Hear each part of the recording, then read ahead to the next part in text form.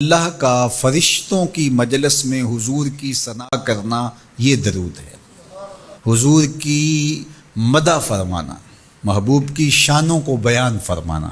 یہ صحیح بخاری میں صلاۃ کا ترجمہ حضرت ابو العالیہ رضی اللہ تعالی عنہ سے کیا گیا ہے۔ تو پھر درود کا مفہوم بہت وسیع ہے، حضور کی مدح و توصیف، حضور کے حسن کا بیان، حضور کے خصائل کا عنوان، آقا کریم کے شمائل کا تذکرہ، حضور علیہ السلام کے فضائل کی باتیں، حضور کی عظمتوں کا عنوان، یہ سب کچھ درود کے زمرے میں آتا ہے۔ اور پھر ساتھ صیغہ بھی درود کا ہو اور اس میں شانیں بھی حضور کی ہوں، جس طرح درود تاج میں ہے، تو اس میں حضور پر درود بھی بھیجا گیا اور ساتھ حضور کی عظمتوں کو بھی بیان کیا گیا۔ تو یہ ایک خوبصورت گلدستہ بن گیا۔ درود شریف کے جو مفاہیم بیان کیے گئے ہیں، ان سب مفاہیم کو یہ اپنے جلو میں لیے ہوئے ہے یہ درود۔ تو کثرت کے ساتھ حضور علیہ السلام پر درود پڑھنے کی تلقین فرمائی گئی۔ حضرت ابی بن کعب رضی اللہ تعالیٰ عنہ فرماتے ہیں کہ آقا کریم نے ترغیب دی درود شریف پڑھنے کی، باقی امور اور عبادت، ذکر فکر۔ تو میں نے عرض کی، ارشاد فرمائے کہ میں آپ پر کس مقدار میں درود پڑھوں، کتنا وقت، کتنا درود پڑھوں؟ تو آقا کریم نے فرمایا ما شئتا، جتنا تم چاہو۔ فرماتے ہیں میں نے کہا میں چوتھا حصہ درود پڑھوں گا، باقی 3 حصے دیگر عبادات اور دیگر وظائف اذکار بجا لاؤں گا۔ فرمایا جس طرح تم چاہو، جو تمہاری مرضی، لیکن اگر درود کی مقدار کو بڑھا دو تو تمہارے لیے بہتر ہوگا۔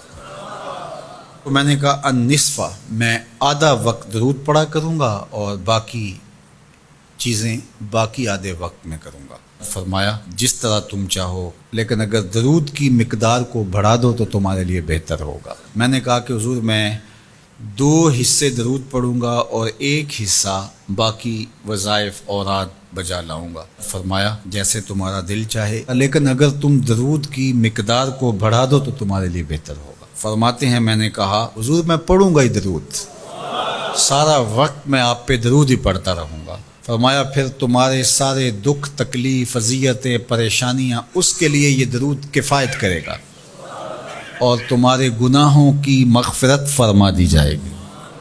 تمہاری پریشانیاں، تمہاری اذیتیں، تمہارے دکھ، دور موجود میں لفظ بولا جاتا ہے ٹینشن، تمہاری ساری ٹینشن، تمہارے سارے معاملات حیات کی بے ترتیبیاں، پریشانیاں، دکھ، اذیتیں، سب کچھ ختم ہو جائے گا۔ درود سب دردوں کا مداوع ہو جائے گا، سب دکھوں کا علاج ہو جائے گا، سب پریشانیوں کا حل ہوگا، سب مصیبتوں کا مداوع بن جائے گا، اور ساتھ ساتھ تمہارے گناہ بھی بخش دیے جائیں گے۔ تو درود جتنی کثرت کے ساتھ پڑھا جائے، اللہ کی اتنی ہی رحمتیں نازل ہوتی ہیں۔ تو باقی وظیفے، باقی اوراد، وہ بھی فضل و شرف والے ہیں، لیکن حضور نے فرمایا کہ پھر تمہارے لیے ایک درود ہی کافی ہو جائے گا۔ اللہ اکبر۔ فرمایا جو میرے اوپر 1 مرتبہ درود بھیجتا ہے، اللہ اس پر 10 رحمتوں کا نزول فرماتا ہے۔ اور ایک حدیث میں آیا جو 1 مرتبہ میرے اوپر درود بھیجتا ہے، اللہ اس کے 10 گناہ معاف کرتا ہے، 10 درجے بلند کرتا ہے اور 10 رحمتوں کا نزول فرماتا ہے۔ تو درود پڑھا حضور پہ کام اپنا بن رہا ہے۔ تو درود پڑھنے سے انسان کا باطن سنورتا ہے، اندر پاکیزگی نصیب ہوتی ہے، گناہ دھلتے ہیں، عیب دھلتے ہیں، پریشانیاں ختم ہوتی ہیں، مصیبتیں، آلام، مصائب، دکھ، ٹینشن، پریشانی، جو کچھ بھی ہے یہ ختم ہوتا ہے، اور درود پرسکون بنا دیتا ہے انسان کو۔ راحت بخش ہے وظیفہ، سرور انگیز ہے یہ وظیفہ، نور بیز ہے یہ وظیفہ، ماحول میں شگفتگی پیدا کر دیتا ہے۔ اگر درود شریف پڑھو گے تو تمہاری بہت ساری پریشانیاں ختم ہو جائیں گی، تمہارے دکھوں کا مداوع ہوگا، تم ریلیکس ہو جاؤ گے درود پڑھنے۔ یہ درود شریف کی برکات ہیں۔